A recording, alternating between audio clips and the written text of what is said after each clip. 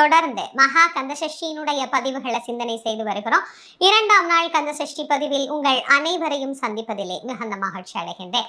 இந்த 2ஆம் நாள் முருகப்பெருமான எப்படி வழிபாடு பண்ணணும், வறுமை நீங்கி செல்வம் சேருவதற்கு என்ன திருப்புகழ் படிக்கணும், என்ன வழிபாடு செய்யணும், என்ன தானம் பண்ணணும் அப்படிங்கிற அனைத்து தகவல்களையும் இந்த பதிவுல தெளிவாக தெரிந்து கொள்ளலாம். வாங்க. மகா கந்தசஷ்டி விரதத்தை நீங்க தொடங்க ஆரம்பிச்சு 2வது நாள்ல இப்ப நம்ம இருக்கிறோம்.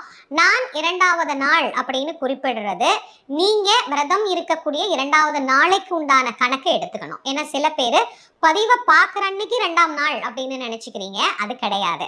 என்னைக்கு நீங்க 2ஆம் நாள் விரதத்தை இருக்கிறீங்களோ அன்னைக்கு என்ன பண்ணணும் அப்படிங்கிறத தான் நான் 2ஆம் நாள் பதிவுல முன்கூட்டியே உங்களுக்கு தர்றேன்.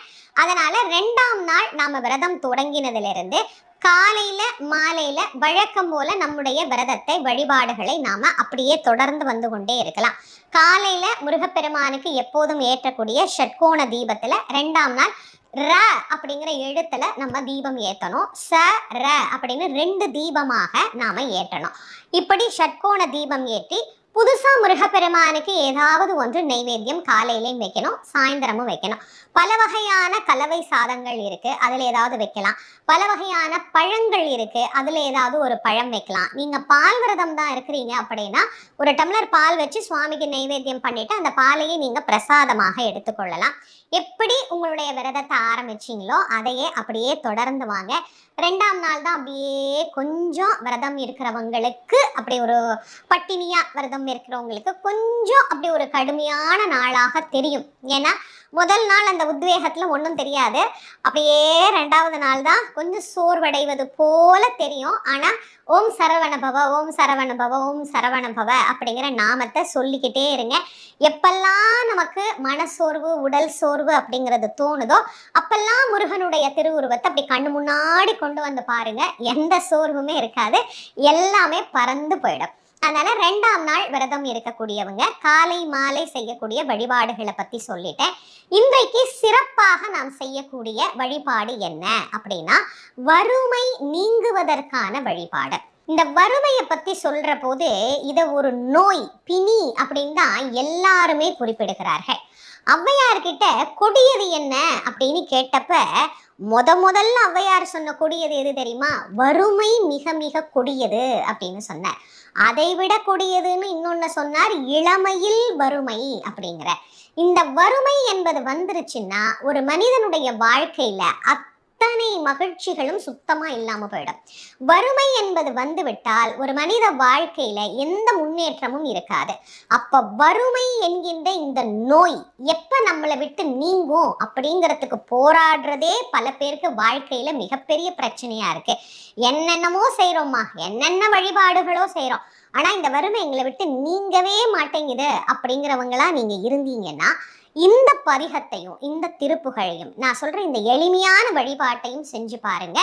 கண்டிப்பா வறுமை என்கின்ற நோயிலிருந்து நாம விடுபடலாம். இப்போ இந்த வறுமை வருவதற்கு என்ன காரணம் அப்படிங்கிறத முதல்ல கொஞ்சம் நாம சிந்தனை பண்ணிக்கலாம். ஒன்று வினை பயன். ஜென்மாந்திரமா எத்தனையோ பிறவிகளாக நம்மை தொடர்ந்து வரக்கூடிய நல்வினை தீவினையில வறுமையில நாம உழலணும் அப்படிங்கிற ஒரு வினை பயன் இருக்கிறதுனால வறுமையை விட்டு வெளியவே வர முடியாது. சில பேரை பார்த்தீங்கன்னா உழைச்சிக்கிட்டே இருப்பாங்க, கஷ்டப்பட்டுக்கிட்டே இருப்பாங்க, ஆனா வறுமை இருந்துகிட்டே இருக்கும். அதுக்கு காரணம் என்ன? நான் உழைக்கிறேங்க, நான் கஷ்டப்படுறேங்க, நான் மாடா பாடுபடுறேன், ஆனாலும் எனக்கு பலன் கிடைக்கல அப்படின்னா அதற்கு காரணம் நம்முடைய வினை பயன்களே. அப்ப இந்த விரதம் இருக்கிறதுனாலையும் இந்த வழிபாடு செய்யறதுனாலையும் நம்பிக்கையோடு முருகப்பெருமானிடத்துல சரணாகதி அடைவதனாலேயும் நம்முடைய வினை பயனின் அளவு அப்படியே குறைந்து குறைந்து குறைந்து குறைந்து குறைந்து கண்டிப்பாக நல்வினைகள் மேலோங்க ஆரம்பிக்கும். அப்ப இந்த வினை பயன் இப்படி குறைஞ்சிருச்சுன்னா, தீவினைகள் எல்லாம் இப்படி குறைஞ்சிருச்சுன்னா வறுமை அப்படிங்கிறது தாராளமா என்ன பண்ணும், நம்மை விட்டு நீங்க ஆரம்பிச்சிடும். 2வது, நான் உழைக்க தயாராகவே இல்லை, நான் கஷ்டப்படவே மாட்டேன், நான் இப்படியே சொகுசாதான் இருப்பேன், ஆனாலும் எனக்கு காசு வந்துக்கிட்டே இருக்கணும், நான் செல்வத்தில் அப்படியே மிதந்து கொண்டே இருக்கணும், வறுமை எனக்கு இருக்கவே கூடாது அப்படின்னு நினைச்சா இந்த விரதம் இல்லை, எந்த விரதம் இருந்தாலும் என்ன வழிபாடு செஞ்சாலும் வறுமை அவரை விட்டு நீங்குமா அப்படின்னா நீங்கவே நீங்காத. ரொம்ப இயல்பா ஒரு விஷயம் தெரிஞ்சுக்கோங்க.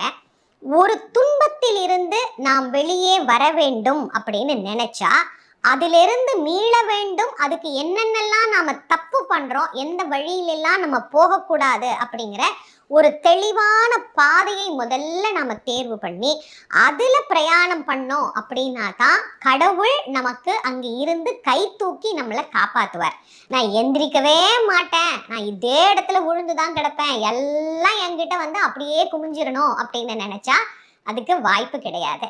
இப்ப நான் உங்களுக்கு சொல்லக்கூடிய இந்த வழிபாடு மிக மிக எளிமையான வழிபாடு தான். கந்தசஷ்டி விரதம் இருக்கிறீங்களா நீங்க, இல்ல விரதமே இல்லாம நீங்க முருகனை வழிபாடு பண்றீங்களா, எல்லா காலத்திலேயும் இந்த வழிபாட்டை செய்யலாம்.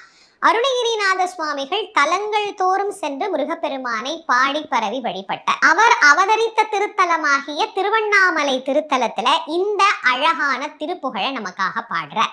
இந்த திருப்புகழ்ல வறுமை என்பது நீங்க வேண்டும், நம்மிடத்திலே செல்வம் அப்படிங்கிறது சேர வேண்டும் அப்படிங்கிறத அருணகிரிநாத சுவாமிகள் மிக அழுத்தம் திருத்தமாக முருகன் கிட்ட விண்ணப்பம் பண்றார். உண்ணாமுலை அம்பிகையோடு அண்ணாமலையாராக இறைவன் இணைந்து இருக்கக்கூடிய அழகான இந்த திருத்தலத்துல இப்படி அருணகிரிநாதர் இந்த திருப்புகழை ஆரம்பிக்கின்றார்.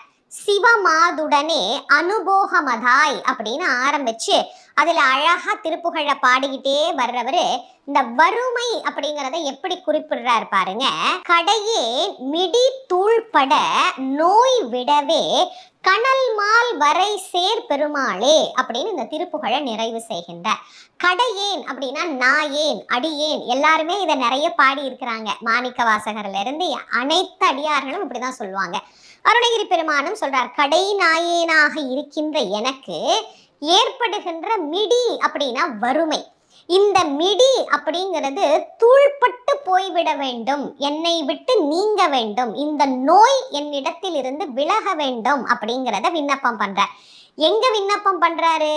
கனல் மால் வரை அப்படின்னு சொல்லக்கூடிய திருவண்ணாமலை. திருவண்ணாமலைக்கு கனல் மால் வரை அப்படின்ற ஒரு பேர் இருக்கு. இந்த அழகான திருவண்ணாமலையில எழுந்தருளி அருள் புரியக்கூடிய முருகப்பெருமானே அப்படின்னு முருகப்பெருமானிடத்துல விண்ணப்பம் செய்கிறார். திருவண்ணாமலை எப்படிப்பட்ட திருத்தலம்? அக்னி திருத்தலம். அக்னி திருத்தலத்துல அப்பா அக்னி பிழம்பாக இருக்கிறார். அப்போ பையன்கிட்ட வந்து சொல்றார், வறுமை என்கின்ற நோய் என்னை விட்டு நீங்கணும் அப்படின்னு சொல்றார் அருணகிரிநாதர். அப்போ முருகன் என்ன பண்ணுவாரு?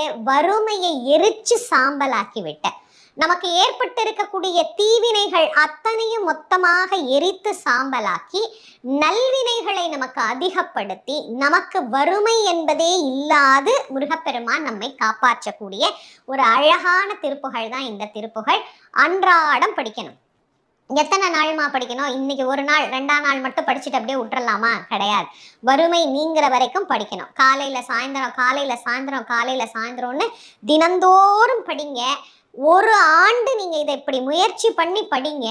கண்டிப்பா அடுத்த கந்தசஷ்டி விரதத்தின் போது நீங்க என்ன நிலைமையில இருந்தீங்களோ அதிலிருந்து மேல உயர்ந்து கண்டிப்பா இருப்பீங்க அப்படிங்கிறது பலருக்கும் வாழ்க்கையில நிதர்சனமான உண்மை. இன்னும் எளிமையாக ஒரு 4 வரியில அருணகிரி பெருமான் நமக்கு பாடி அருளிய கந்தர் அனுபூதியில இருந்தும் நான் ஒரு பாட்டு உங்களுக்கு கொடுக்குறேன். ரொம்ப ரொம்ப அற்புதமான பாட்டு. அதாவது வறுமை வந்துட்டா ஒரு மனுஷங்கிட்ட இருந்து என்னெல்லாம் போயிடும் அப்படிங்கிறத அருணகிரி பெருமான் இந்த பாட்டுல எவ்வளவு அழகா சொல்லியிருக்கிறாரு தெரியுமா? வடிவும் தனமும் மனமும் குணமும் குடியும் குலமும் குடி போகியவா அடியந்தமிழா அயில்வேல் அரசே மிடி என்றொரு பாவி வெளிப்படினே அப்படிங்கிறார். மிடிங்கிற வறுமைய பாவின்னு சொல்றார். இந்த வறுமை என்கின்ற பாவி வந்துட்டா அழகு போயிடுமா, நல்ல குணம் போயிடுமா, நல்ல மனம் போயிடுமா, பரம்பரையா காப்பாத்திட்டு வரக்கூடிய அனைத்து விஷயங்களும் மனுஷனுக்கு போயிடும், அழகும் போயிடும்னு சொல்றார் அருணகிரி பெருமாள். அப்ப நீங்க யோசிச்சு பாருங்க, வறுமை என்பதை நீக்குவதற்கு எத்தனை இடத்துல அருணகிரி பெருமான் நமக்கு வழி சொல்லியிருக்கிறார். இந்த திருப்புகழ் பாடலையும் அனுபூதி பாடலையும் முழுமையா இன்னொரு எளிமையான வழிபாடும் நான் உங்களுக்கு சொல்றேன். எப்பேற்பட்ட கர்ம வினைகளாக இருந்தாலும் அதை குறைப்பதற்கான ஒரே தானம் அன்னதானம் தான். நான் எப்போதும் சொல்றதுதான், அன்னதானத்தை போல நம்முடைய தீய வினைகளை நீக்குகிற தானம் வேற ஒண்ணுமே கிடையாது. அதனால கண்டிப்பா உங்களால முடிஞ்ச அளவுக்கு அன்னதானம் பண்ணுங்க. வறுமை நீங்கணும்னு நினைக்கிறவங்க அன்னதானம் பண்ணுங்க அப்படின்னு சொல்றீங்களேம்மா, எப்படிம்மா நியாயம்? நாங்களே வறுமையில இருக்கிறோம், எப்படி இன்னொருத்தருக்கு போய் சாப்பாடு வாங்கி கொடுக்க முடியும் அப்படின்னு நீங்க மனசுக்குள்ள நினைச்சீங்கன்னா, நான் அதுக்கும் ஒரு எளிமையான வழி சொல்றேன். ஒரு மாசத்துக்கு ஒரு 3 கைப்பிடி அரிசி எடுத்து வச்சுக்கோங்க. 3 கைப்பிடி அரிசி தான். ஒரு மாசம் முழுக்க நீங்க அன்னதானம் பண்ணலாம். எப்படி 3 கைப்பிடி அரிசியில அன்னதானம் பண்றது? ஒரு நாள் கூட பண்ண முடியாதே. தாராளமா பண்ணலாம். 3 கைப்பிடி அரிசிய நல்லா மிக்ஸியில போட்டு திருகி அப்படியே கொர கொரன்னு கோலப்பொடி மாவு மாதிரி அரைச்சு வச்சுக்கோங்க. நம்ம கோயிலுக்கோ இல்ல பக்கத்துல பார்க்குக்கோ எங்கேயாவது மரத்தடியில எறும்பு புத்து இதெல்லாம் எங்கேயாவது பார்த்தோம்னா அதுல இருந்து கொஞ்சம் கொஞ்சமா எடுத்துட்டு போய் தினம்தோறும் கொஞ்சம் அப்படி கையில எடுத்துட்டு போய் இப்படி கொஞ்சம் தூவி விட்டோம்னா அந்த அரிசிய பல்லாயிரம் எறும்புகள் சாப்பிடும். அப்போ ஒரு மாசம் நீங்க ஒரு 3 கைப்பிடி அரிசியில பல்லாயிரக்கணக்கான உயிர்களுக்கு சாப்பாடு கொடுத்துருக்கீங்க. அதுவும் அன்னதானம் தான். ரொம்ப ரொம்ப வறுமையில இருக்கிறோம், ரொம்ப ரொம்ப கஷ்டத்துல இருக்கிறோம் அப்படிங்கிறவங்க இந்த முறையை கடைப்பிடிங்க. இல்ல கொஞ்சம் எங்களுக்கு சாப்பாடு வாங்கி கொடுக்குற அளவுக்கு வசதி இருக்கு அப்படின்னா வாரத்துல ஒரு நாளோ இல்ல மாசத்துல ஒரு 2 நாளோ நீங்க எப்போ உங்களுக்கு முடியுதோ அப்ப அன்னதானம் அப்படிங்கிறத மேற்கொள்ளுங்க. அதே மாதிரி முருகனுக்கு ஏற்றக்கூடிய இந்த ஷட்கோண தீபம் அப்படிங்கிறத தொடர்ந்து நீங்க ஏற்றலாம். இந்த சஷ்டி காலத்துல மட்டும் இல்ல, வறுமை நீங்கணும் அப்படின்னு பிரார்த்தனை பண்ணிட்டு இப்ப ஒவ்வொரு நாளும் ஒரு விளக்கா அதிகரித்து கொண்டே போறோம்ல, அப்படி இல்லாம 6லையுமே விளக்கு வச்சு ஷட்கோண தீபத்தை அன்றாடம் நீங்க ஏற்றி வழிபாடு பண்ணீங்க அப்படின்னாலே இந்த வறுமை அப்படிங்கிறது நீங்க வேணும்னா இன்னையில இருந்து ஒரு 48 நாளைக்கு இந்த ஷட்கோண தீபம் ஏற்றி முருகனை வழிபாடு பண்ணி இந்த திருப்புகழை படிச்சு இந்த அன்னதானத்தையும் பண்ணி பாருங்க. நிச்சயமா உங்களுக்கு ஒரு நல்ல மாற்றம் அப்படிங்கிறது கண்டிப்பா தெரியும். 2ஆம் நாள் கந்தசஷ்டி விரத பதிவுல வறுமை நீங்குவதற்கான தகவல் பத்தி உங்களுக்கு நான் சொல்லியிருக்கிறேன். இந்த பதிவை உங்களுடைய நண்பர்கள் உற்றார் உறவினர்களோட பகிர்ந்து கொள்ளுங்க.